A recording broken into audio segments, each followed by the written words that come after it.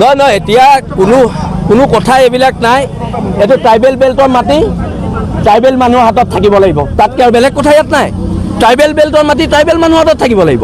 Tribal বেল্টৰ মাটি বাংলাদেশী হাতত থাকিব আৰু অসমৰ জনজাতীয় মানুহ, অসমৰ খিলঞ্জীয়া মানুহ বহি থাকিব, কিবা কথা হ'ব পাৰে নি? এইটো ট্ৰাইবেল বেল্টৰ মাটি ট্ৰাইবেল মানুহৰ হাতত থাকিব লাগিব আৰু ইয়াক লৈ কোনো ৰাজনৈতিক দলক ভোটৰ স্বাৰ্থৰ ৰাজনীতি কৰিবলৈ দিয়া নহ'ব।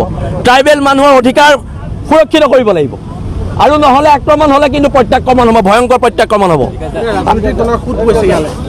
চবকে ভোট লাগে, সন্দেহযুক্ত মানুহৰ ভোট লাগে সকলোকে, কিন্তু ইয়াত জনজাতীয় মানুহৰ সুৰক্ষাৰ কথা কোনটো ৰাজনৈতিক দলে কৈছে? আপোনালোকে আমাক কওক।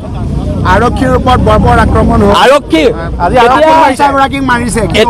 এতিয়া ফেচবুকত কিবা এখন ফটো ওলাই কৈছে যে ইমান নিষ্ঠুৰ হৈছে। এতিয়া কথাটো কৈছোঁ, সেইসকল মানুহে যে ফেচবুকত ফটো দি আছে, যেতিয়া 16জন নে 18জনকে আৰক্ষী মাৰিছিলে তেতিয়া আপোনালোকৰ ফটোকেইখন ক'ত গৈছিলে? তাক লৈ আমাৰ প্ৰশ্ন আছে। অসম পুলিচে ইয়াত মাৰ খাব বাংলাদেশী হাতত হ'ব পাৰে নি? আমি হ'ব নিদিওঁ। আৰু যদি পুলিচে নোৱাৰে, জনজাতীয় মানুহ, অসমৰ খিলঞ্জীয়া মানুহে খালী কৰিব। মুখ্যমন্ত্ৰী ডিজিপিয়ে তৃতীয় শক্তিৰ কথা কৈছে।